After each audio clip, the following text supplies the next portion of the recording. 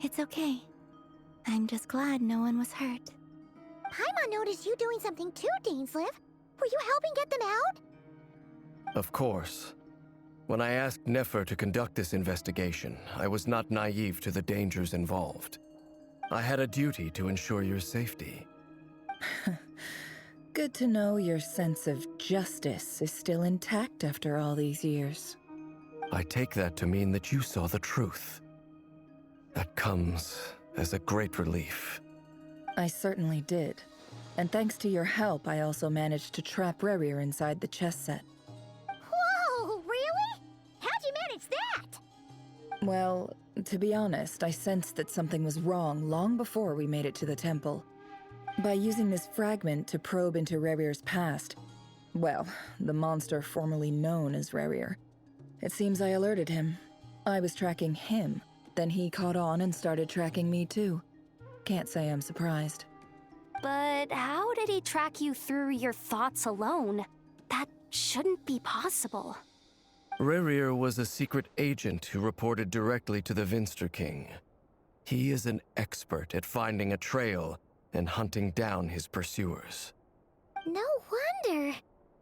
He infiltrated the chess set, read my thoughts, and built a new virtual chess set inside of it. That's why we weren't able to leave at first. Speaking of your chess set, it's quite a remarkable item. Would I be right in thinking you have some connection to King Deshret? You overestimate me. I only have a connection with one of his underlings, the Ibis King. You all saw how this came to be. A long time ago, the Iab massacred my tribe, the Shimti, in our home village. A few years later, I enrolled in the academia, where some new information came to light. The Unut and the Iab fought a bitter battle over the rights to a well, all for the sake of a non-existent 50 million mora. The Iab ultimately won that confrontation, but their victory came at the cost of almost every warrior in the tribe. The final blow to the Iab came at the victory feast, when an Unut assassin beheaded their chief right before my eyes. The remaining Iab fled and have been scattered to the winds ever since. Having gotten my revenge, I returned to my hometown, where to my surprise, the nearby temple was still standing. There it was, seemingly immune to the relentless hostility of the desert, while my tribal home lay in ruins. As I stood there gazing at the temple, I noticed a cat just outside.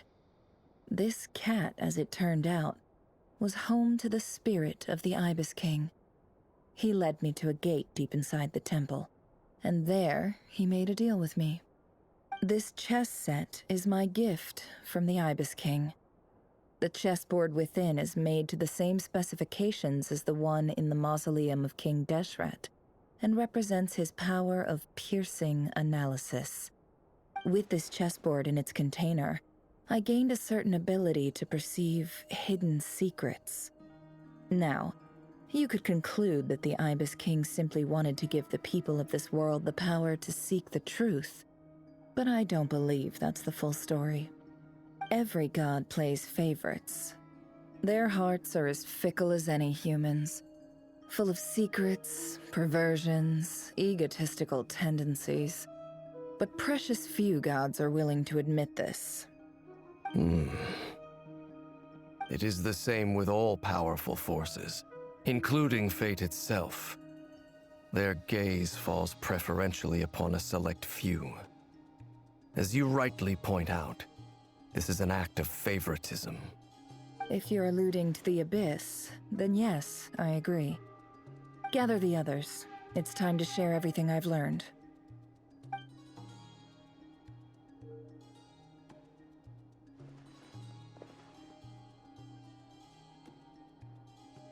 Thank you all for being here. As promised, I did some further investigating into the Raker of Solnari's background. I am pleased to report that the investigation has been most fruitful indeed. The Raker of Solnari, real name Rerir, was once a Conrian subject who served the Vinster King. I will now share the important details of his story. Please save any questions or comments for the end.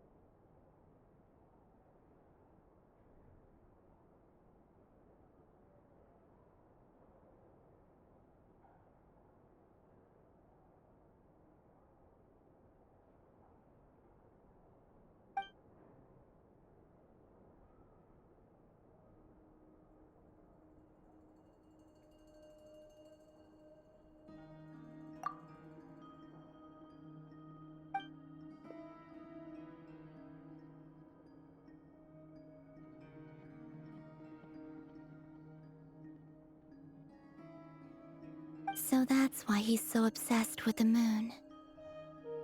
A tragic tale, to be sure. But it does not excuse his many transgressions. No matter how much Rerir suffered in the past, the fact remains that he is what we know today as the Wild Hunt, wreaking havoc upon innocent lives in Nodcry. He becomes more dangerous with each passing day. If left unchecked, it is simply a matter of time before all of Tevat suffers the consequences. This is a threat that the Knights of Favonius cannot ignore. A question for Miss Columbina. Forgive me if this is presumptuous, but have you ever seen the spatial gateway that appeared in Rerir's memory? Never. But I have heard stories of something called the Moon Gate, and this seems to fit the description. Miss Lauma, any thoughts on this? In the lore of the Frost Moon Scions, the moon is believed to hold many secrets. Some sources speak of ancient knowledge, others of a gateway to the unknown. The term Moon Gate is one I have heard before, but as is the case with all of our legends, there are no records of any first-hand witnesses. We cannot know whether it truly exists. Then back to Miss Columbina. As a moon goddess yourself, do you have some idea of where the Moon Gate leads to? Not at this stage, sorry.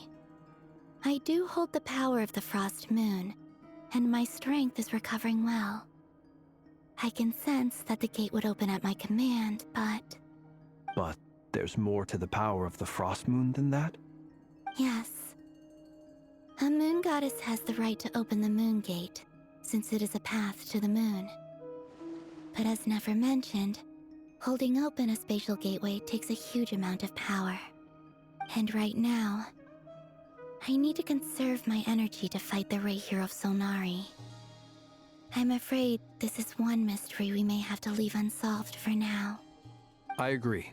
Better to save your strength. But if you'll humor me for a moment, I have a bold conjecture of my own regarding the world beyond the gateway. I highly suspect that neither Tholindis nor Rerir made it through unscathed. The evidence pointing to this is the fact that the Reihir of Solnari exists in the form of countless fragments. With the abyssal power he wields, no ordinary foe can touch him, let alone tear him to shreds. And yet, the wild hunt proliferates wherever his scattered fragments lie, drawing hordes of monsters to many different locations across the land. So your theory is that Rerir was physically torn to shreds by some powerful force? Hence, why the Wild Hunt is a distributed phenomenon, rather than a unified one? Makes sense to me. Explains why the Wild Hunt is so pervasive, and why he's been trying to piece himself back together. He was whole to begin with, and he wants to be whole again.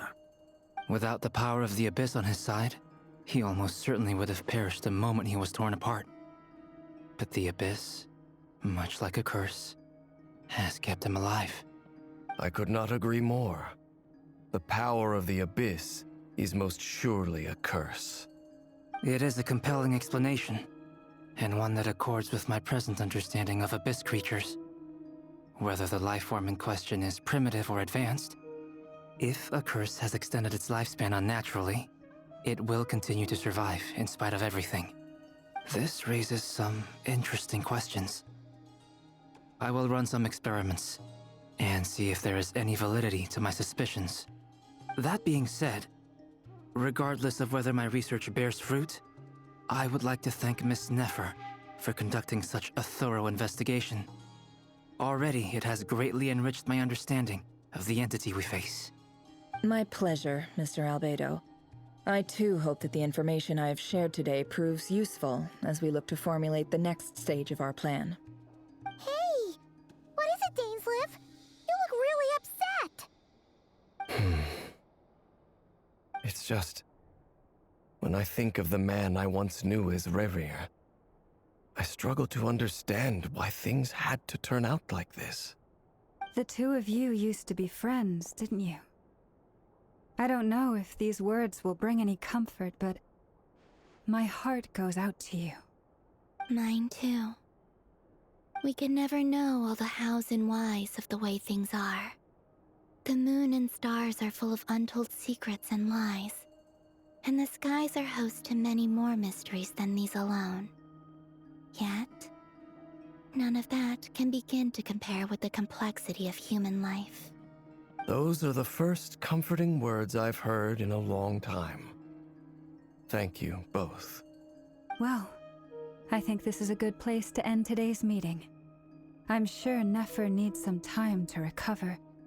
She's been through an awful lot today. That's very thoughtful of you, Lama. Of course. Sounds good to me. Take some time to rest and digest before we reconvene to nail down a plan.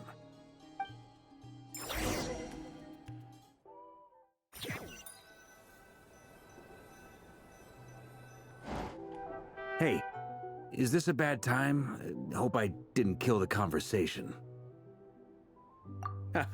No need. Come on, let's talk outside.